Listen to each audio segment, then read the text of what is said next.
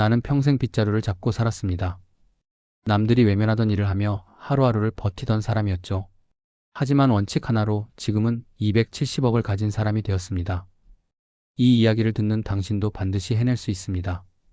자, 그럼 저의 이야기를 시작하겠습니다. 새벽 4시, 거리는 아직 잠들어 있었습니다.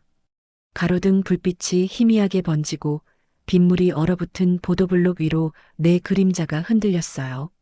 나는 시청 청소복을 입고 빗자루를 들었습니다. 손바닥에 굳은 살이 찢어질 듯 아팠지만 멈출 수 없었습니다. 내가 멈추면 하루 세끼가 사라지니까요.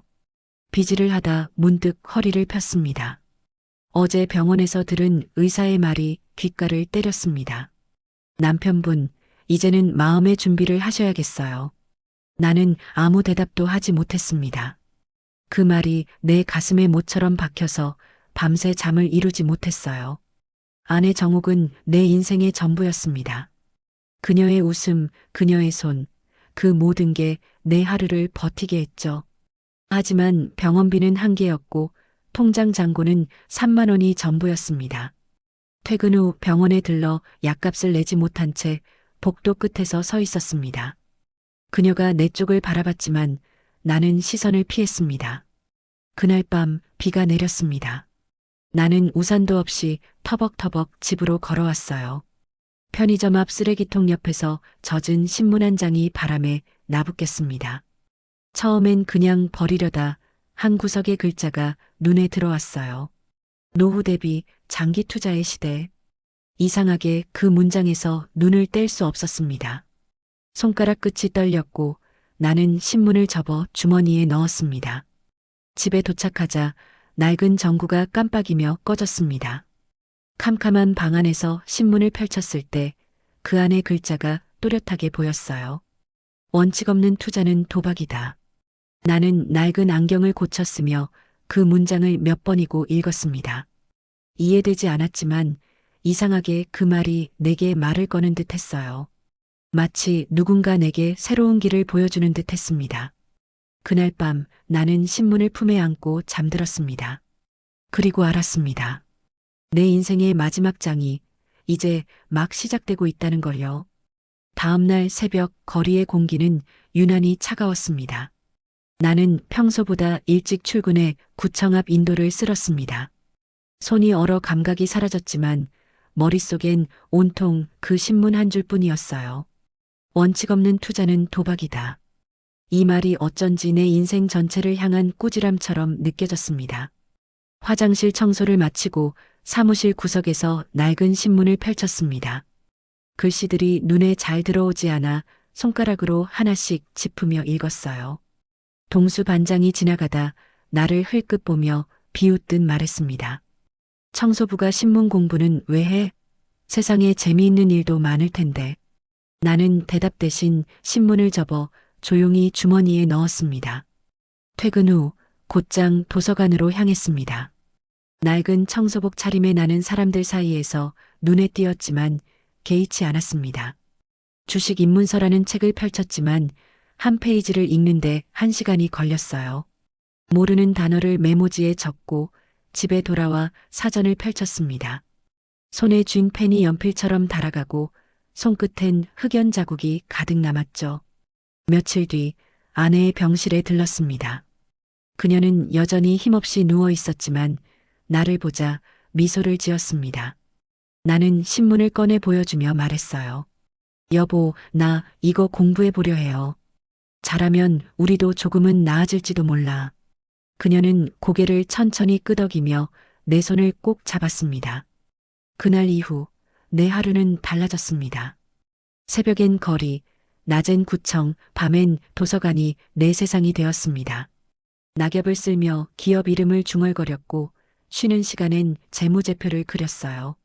통장에 찍힌 잔액이 3천만 원이 되던 날 손이 덜덜 떨렸습니다. 그 돈은 내 평생 모은 모든 전부였죠. 은행 창구에서 서류를 작성하며 손에 땀이 났습니다. 직원이 물었습니다. 이걸로 투자하시려고요? 나는 짧게 대답했습니다. 네, 이제는 잃을 게 없으니까요. 서류에 도장을 찍는 순간 가슴이 두근거렸습니다. 그게 나의 첫 투자였고 동시에 마지막 희망이었습니다. 한 달쯤 지났을 때였어요. 출근 전 휴대폰을 켜자 화면 속 숫자가 붉게 물들어 있었습니다. 3천만 원 중 절반이 사라져 있었습니다. 심장이 쿵 내려앉고 손끝이 저릿했습니다. 내가 모은 모든 날들의 시간과 땀이 단 한 달 만에 증발한 셈이었죠. 청소차 엔진 소리가 귀를 때렸습니다. 나는 빗자루를 쥔 채 한참 동안 움직이지 못했습니다. 동수 반장이 다가와 피식 웃으며 말했어요. 거 봐, 내가 뭘 했어. 돈이 그렇게 쉬워 보여?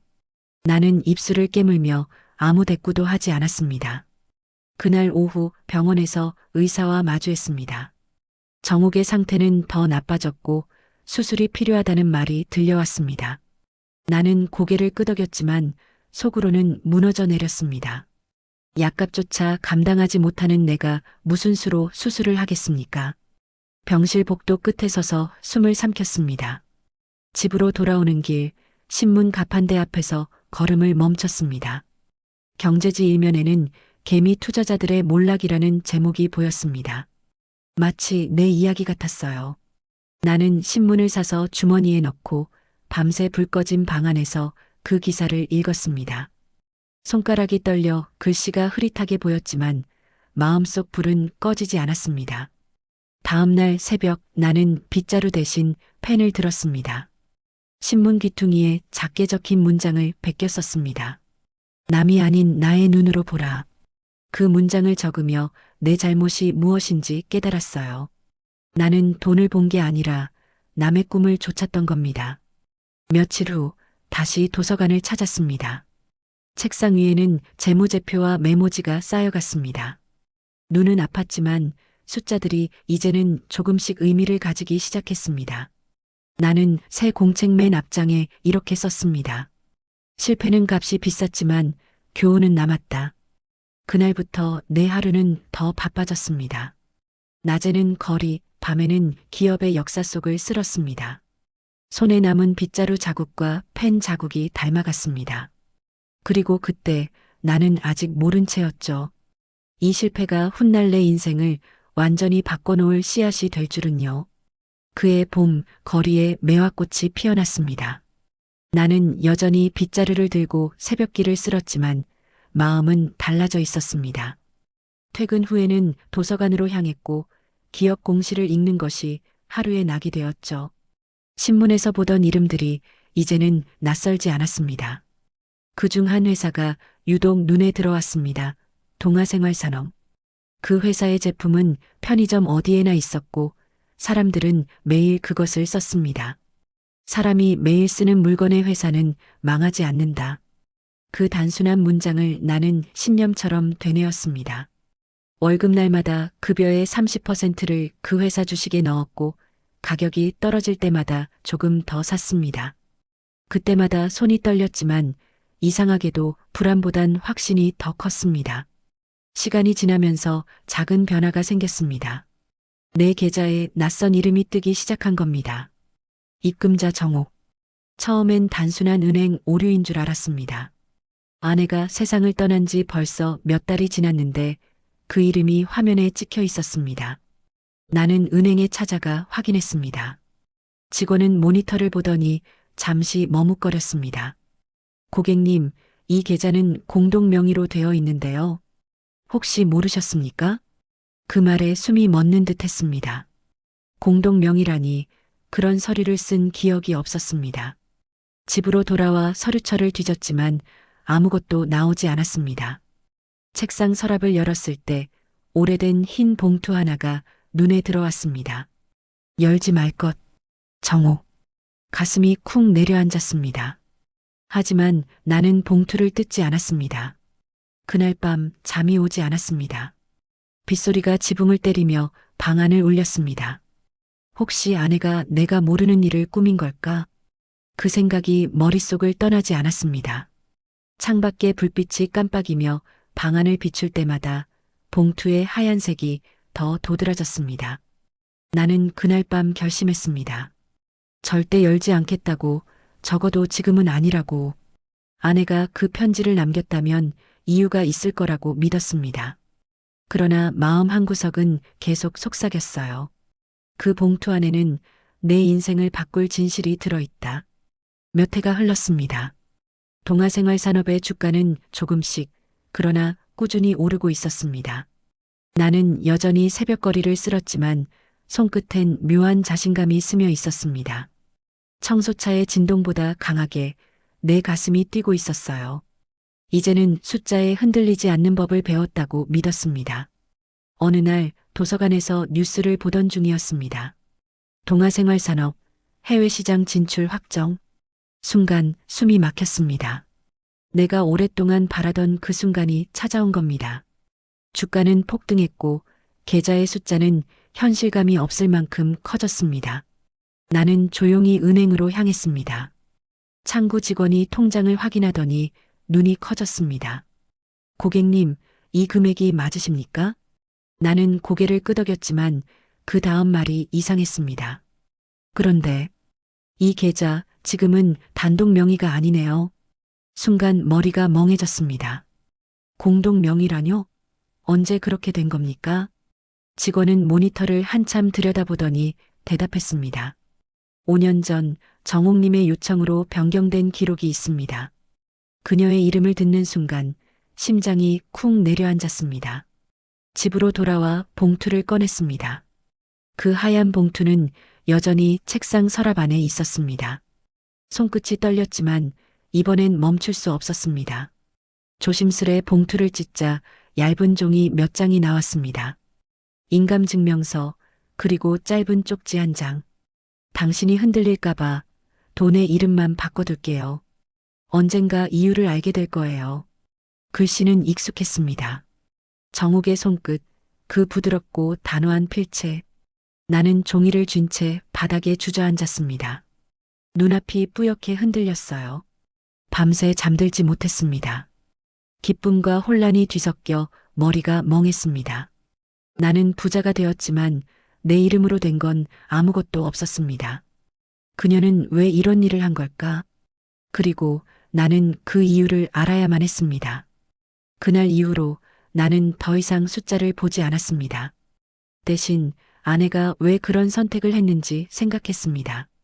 어쩌면 그 돈은 나를 시험하는 또 다른 이름의 유산일지도 몰랐습니다.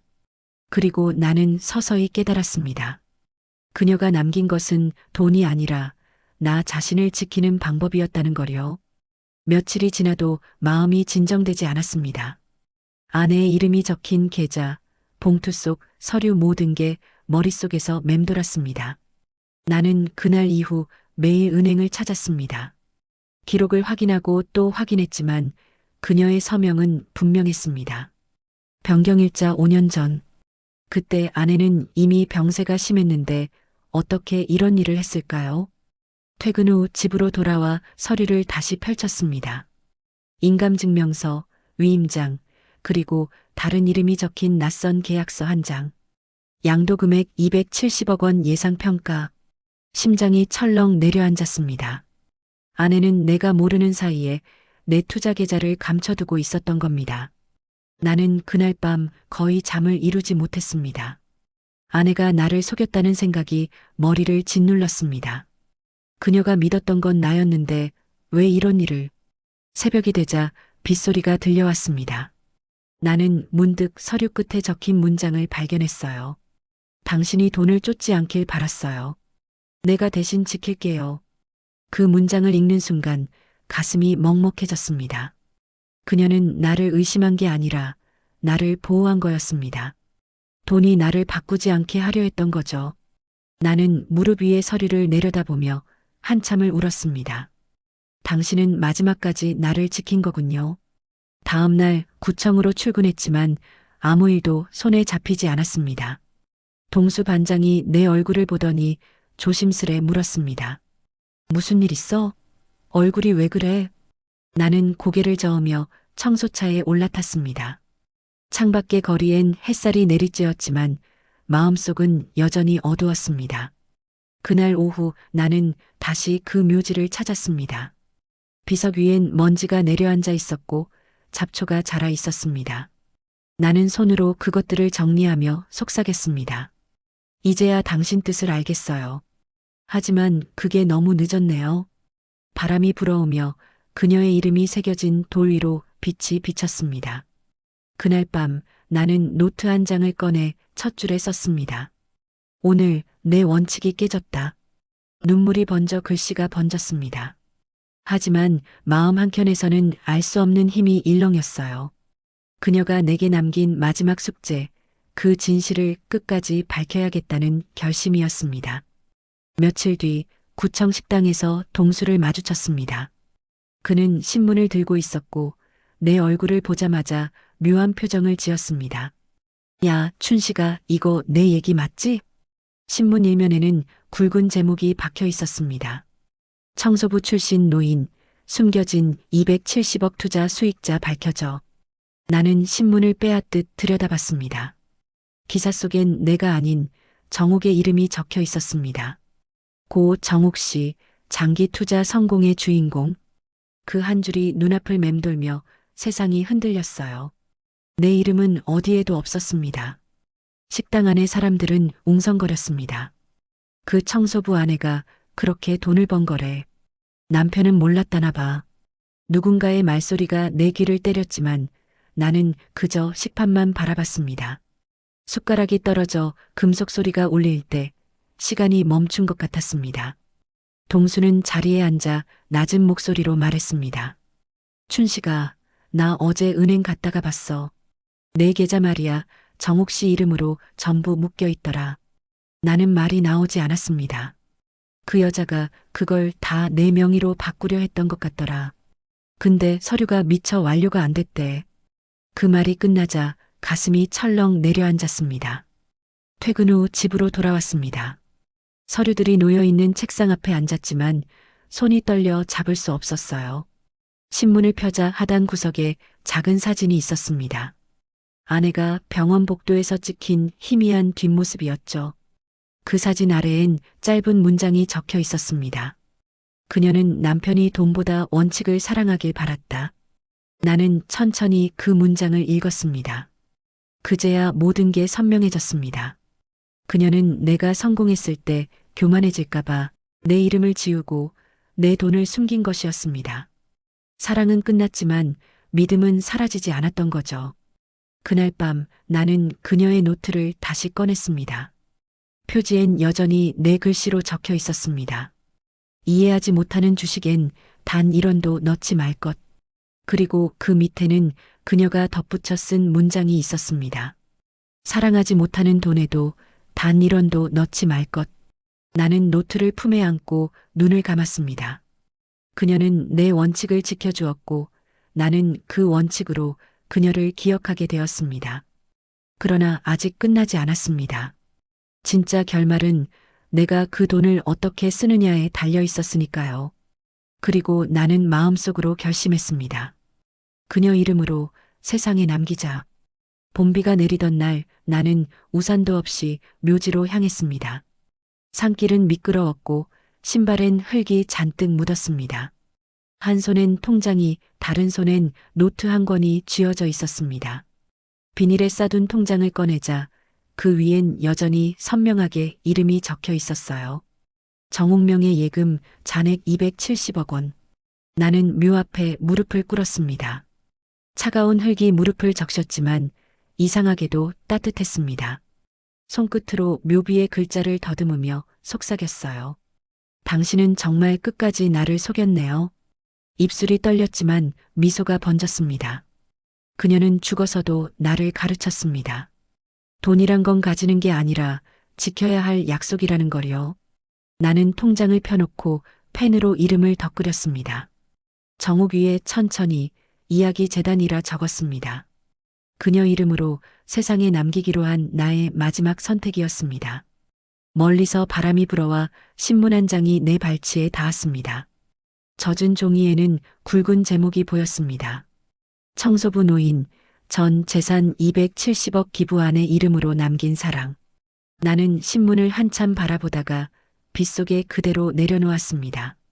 종이가 젖어 흙과 섞이자 마치 땅이 그녀의 이름을 품는 듯 했어요. 하늘에서 빗줄기가 굵어졌습니다. 나는 묘비의 손을 얹고 조용히 고개를 숙였습니다. 이제 진짜 당신 이름으로 끝내요. 내 이름은 필요 없으니까요. 말이 끝나자 바람이 불고 묘비 위에 빗물이 번졌습니다. 그 빗방울이 마치 그녀의 대답처럼 느껴졌습니다. 돌아서는 길가엔 낙엽이 수북했습니다. 나는 다시 빗자루를 들었습니다. 손끝에 굳은 살이 아직 남아 있었지만 이제 그 자국이 부끄럽지 않았습니다. 내 인생의 무게가 아니라 사랑의 흔적이었으니까요. 빗자루 끝으로 첫 낙엽을 쓸며 나는 속삭였습니다. 오늘도 원칙을 지켰어요. 당신이 가르쳐준 가장 아름다운 원칙을요. 돈보다 중요한 건 마음을 지키는 원칙이었습니다. 저는 그것 하나로 인생을 바꿨습니다. 여러분도 오늘 작은 한 걸음을 내딛어 보세요. 이야기가 마음에 닿았다면 구독과 좋아요, 그리고 알림 설정으로 함께 해주세요. 다음 이야기에서도 당신의 인생을 바꿀 한 문장을 전해드리겠습니다.